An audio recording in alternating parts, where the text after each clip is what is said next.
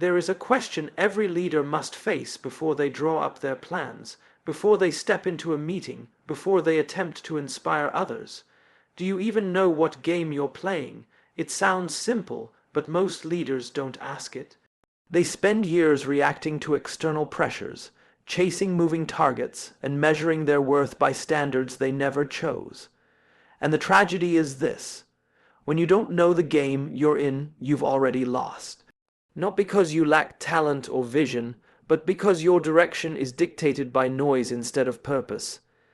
Many leaders wake up each morning armed with a checklist, a strategy document, and a calendar full of meetings. They focus on deadlines and deliverables. They obsess over quarterly results, competition, and market trends.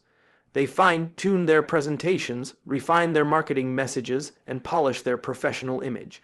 But they rarely pause to ask why any of it matters.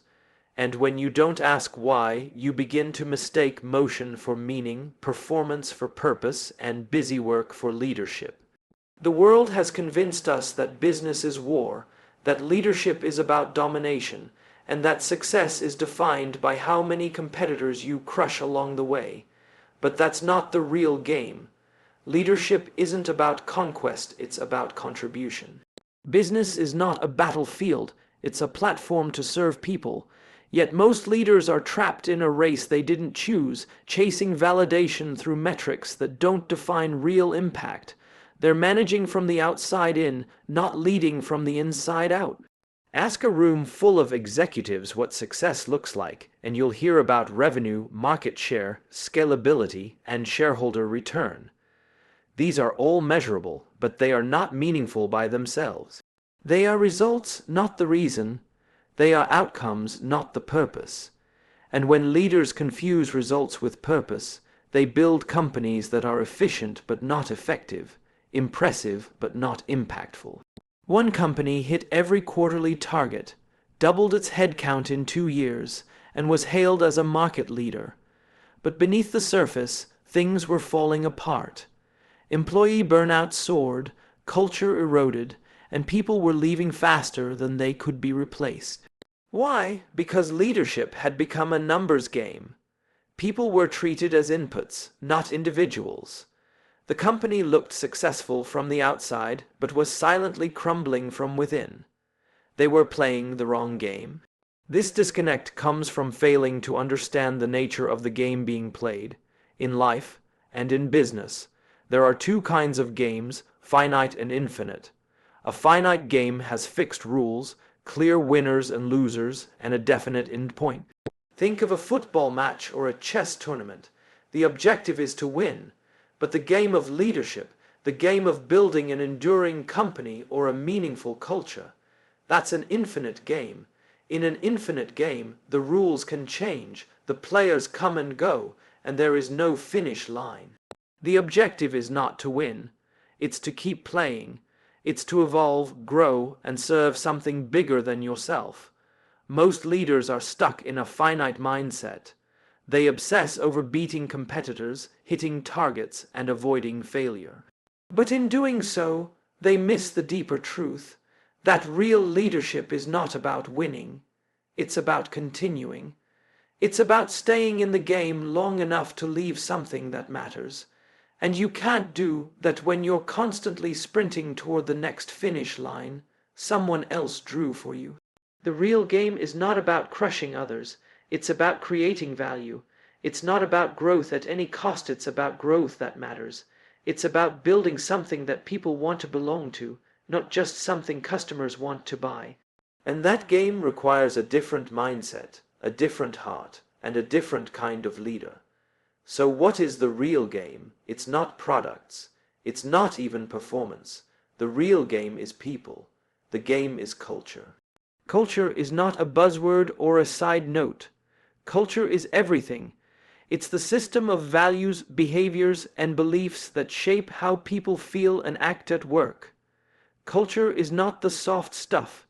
It's the hardest stuff. It determines how your people respond under pressure, how they treat one another, and how they carry your mission forward when no one is watching. When your culture is strong, your strategy has a chance. When your culture is weak, No amount of strategy will save you. That's why the real game every leader must master is the culture game. It's not just about what your organization does. It's about who it is. But most leaders start with strategy. They start with what they want to achieve and how they're going to get there. That's the wrong place to start. The starting point is identity. It's asking, who are we? What do we stand for? What do we believe in so deeply that we'd be willing to lose short-term gains to protect it? Because when you're clear about who you are, your decisions become clear. When you know your identity, your strategy aligns naturally. You stop chasing trends and start building truth. You stop looking at what others are doing and start focusing on what only you can do. That's when leadership becomes real. That's when the game starts to change. But changing the game takes courage. It's easy to play someone else's game. It's safe to follow the path that others have walked. It's comfortable to repeat the playbook of the past. But real leaders don't follow games. They change them. They create new rules, they ask new questions, they walk away from what's popular to stand for what's principled. To change the game, you have to slow down, you have to make space to think. You have to stop pretending to have all the answers and start asking better questions. Why are we here? What kind of impact do we want to have? What will matter in 5 years? Not just in 5 days. It takes humility to admit that you've been playing the wrong game. It takes vision to imagine a better one. And it takes strength to lead others into it. Many leaders rely on control. They build hierarchies, systems, and rules to keep things running smoothly. But control is not leadership. It's management with a suit on. Control is a short-term solution to a long-term problem. Real leadership is built on trust. It's built on the belief that people want to do good work, that they want to contribute, and that if you give them clarity and safety, they will rise. Control creates compliance. Trust creates commitment. Control manages outcomes. Trust unlocks potential. And trust is the currency of the infinite game. It cannot be mandated. It must be earned, and it starts with how you lead. Do your people feel safe to speak up? Do they trust your intentions? Do they believe you'll have their back when things get hard? Leadership is not about having all the answers. It's about creating the environment where the best answers can emerge. It's not about being the hero. It's about building a team where everyone feels like one. It's not about being in control. It's about giving control to those closest to the problem. That's what trust looks like. That's what leadership is. And here's the real kicker.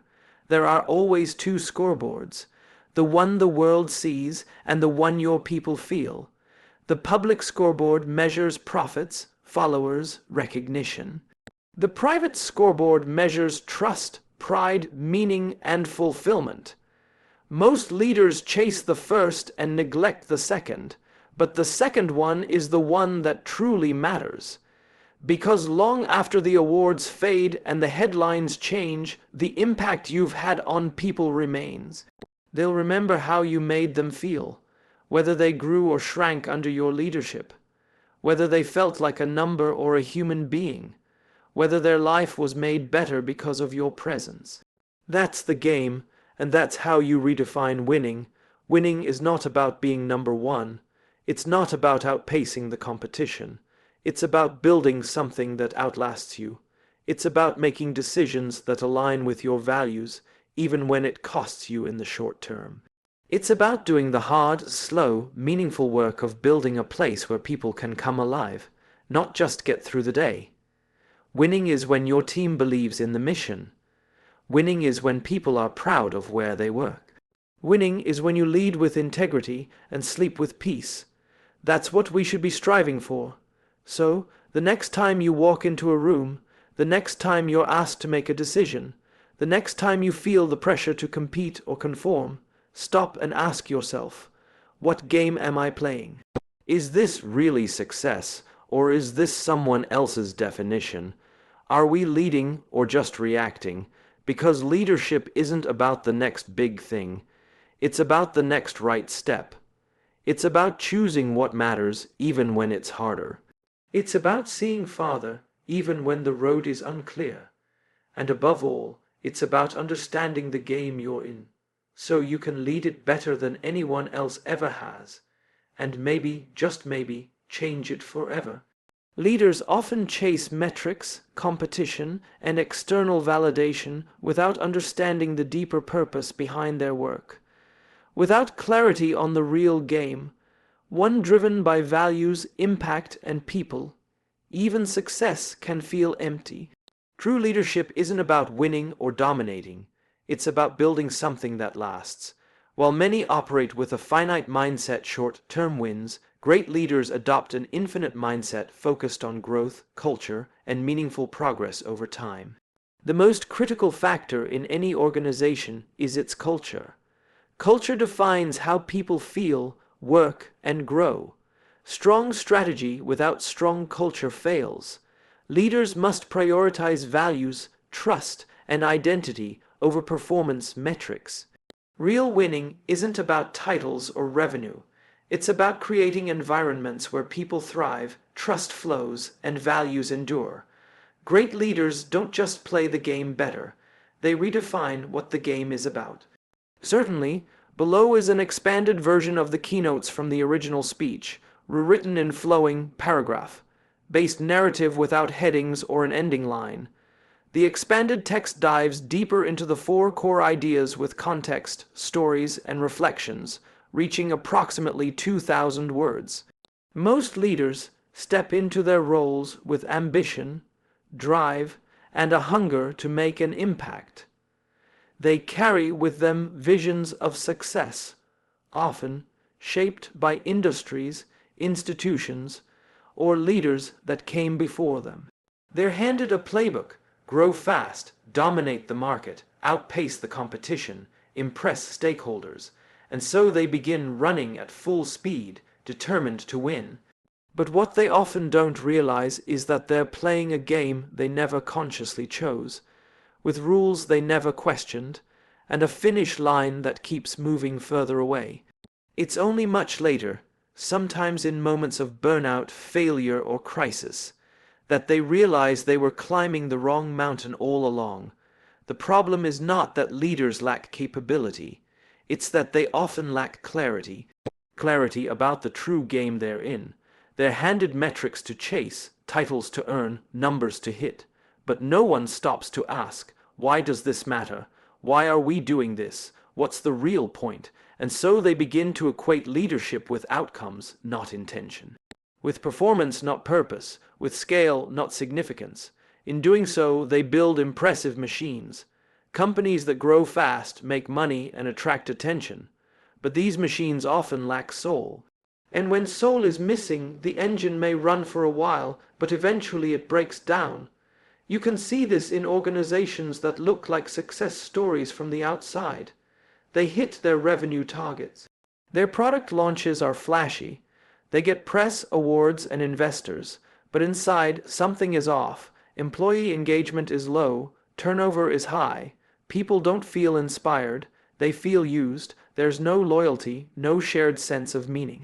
The culture is reactive, political, and driven by fear more than vision. This is what happens when leaders play the wrong game. They win according to someone else's scoreboard, but lose the trust and energy of their people. It's because they've adopted a finite mindset. In a finite game, the objective is to win. The game has fixed rules, clear boundaries, and a set end point. Think of a soccer match. There's a referee, a set duration, and a winner at the end. But leadership, culture, building, and purpose-driven organizations don't operate like that. They are infinite games. The rules evolve. The players come and go. There is no final whistle, no clear end. The goal isn't to beat others. It's to keep the game going, to stay in the mission, to lead a legacy that continues after you're gone. Most leaders don't realize this difference. They apply finite thinking to an infinite context. They want to crush the competition, win the market, or have the biggest IPO. But what happens after that? If all your thinking is focused on the next milestone, what anchors you when the milestone moves, or when you've reached it and feel no satisfaction? Leaders who play the finite game get trapped in a loop of temporary wins. Their organizations become short-term obsessed. Everything becomes about the quarter, the launch, the number, and eventually they lose their sense of why. Great leaders, on the other hand, understand that the real game is not winning, it's enduring. It's building something that still matters in 5, 10, or 20 years. They don't measure success just by growth, but by how resilient their culture is. They aren't obsessed with being the best. They're committed to being better consistently. This is the infinite mindset, and it changes everything. It changes how you treat your team, how you define progress, and how you make decisions under pressure. It makes you think about sustainability, not just success, continuity, not just competition, and at the heart of the infinite game lies something most leaders overlook entirely: culture. Culture is not a footnote to strategy. It is the strategy. Culture is what determines whether people feel safe, valued, and driven by purpose. It's what shapes behavior when no one is watching. It influences whether people speak up or stay silent, whether they stay loyal or quietly leave, whether they give you their hands or their hearts. Culture is built moment by moment, conversation by conversation. It's shaped by the behaviors leaders tolerate and the ones they reward. A leader who talks about trust but micromanages their team creates confusion, not culture. A company that celebrates values on a poster but compromises them for profit loses its credibility. Culture doesn't live in slogans. It lives in systems, in actions, in daily decisions. It is fragile yet powerful, invisible yet deeply felt. When leaders focus only on execution and ignore culture, they may achieve temporary success, but they pay a hidden cost. That cost shows up in disengagement, burnout, passive resistance, and a lack of creativity. People go quiet, they stop caring, they do what they're told but no more. That's the cost of a weak culture. You get compliance, not commitment. But when leaders intentionally build a culture rooted in trust, clarity, and shared values, something amazing happens. People take ownership. They solve problems on their own. They support one another. They speak with courage. They stay even when the market gets tough. This is what it looks like when people don't just work for a company. They believe in it. That kind of culture doesn't come from charisma. It comes from clarity, and that's where identity becomes essential. Most organizations define themselves by what they do. We build software. We sell shoes. We manage investments. But that's not who you are. That's what you do. Who you are is defined by your values, your mission, and your vision for the future. When leaders start with identity, they lead with depth. They know what they stand for. They're not swayed by fads. They don't change direction every quarter to follow what's trending. They lead with intention, not impulse. Organizations with strong identities attract people who believe what they believe. And when people share a belief, their collaboration becomes more powerful. Alignment becomes natural. Motivation becomes intrinsic. You don't have to push people when they're pulled by purpose. But it takes courage to define your identity. It takes even more courage to stay loyal to it when doing so costs you. Great leaders are willing to lose deals, delay growth, or turn away opportunities if those things compromise who they are. That's the kind of integrity that creates trust, and trust is the currency of leadership. Too many leaders fall back on control when things get hard. They start adding more rules, more oversight, more layers. But control is a brittle foundation. It leads to fear, not freedom. It kills creativity. It crushes initiative. Trust, by contrast, creates space. It tells people, I believe in you, you're capable. You don't need permission to lead. You already have it. Trust doesn't mean letting go of accountability. It means creating systems where people know what's expected and feel safe to deliver it in their own way. It means building environments where questions are welcomed, not punished. It means allowing people to grow into roles they may not be fully ready for yet. When you lead with trust, you don't just get better performance, you build better people, and in the long run, that's what leadership is about. It's not about being the smartest or the most in control. It's about leaving behind people who are wiser, more confident, and more courageous because of how you led them. That's real success. That's real impact. What makes this so hard is that the world celebrates the visible scoreboard. Revenue, growth, awards, headcount. These are the metrics people post on LinkedIn and celebrate in press releases. But there's another scoreboard. One that matters far more and is rarely seen. It's the scoreboard your team feels. It's the measure of how safe they feel, how proud they are, how connected they are to the mission, how much they trust you, how much better their lives are because they work with you. That scoreboard doesn't make headlines, but it makes a legacy. Because years from now, long after the profits are forgotten and the market changes, what will last is how people remember you. Did you inspire them? Did you protect them? Did you help them grow? Did you lead with integrity when it was hard? That's the real score. It's time to redefine what it means to win. Winning is not being number one on a list. It's being the one people trust when it matters most. It's not about scale, it's about substance. It's not about how big your company gets. It's about how deeply it impacts lives. You can have all the external success and still feel empty inside. But when you build something meaningful, something you're proud of, something that aligns with who you truly are, that's the kind of success that fills you, not just your resume. Winning means your people believe in your leadership. It means your customers feel like partners, not transactions. It means your decisions are guided by principles, not pressure. And it means that when the journey ends, you can look back without regret. Because you didn't just play the game better. You played a different game altogether.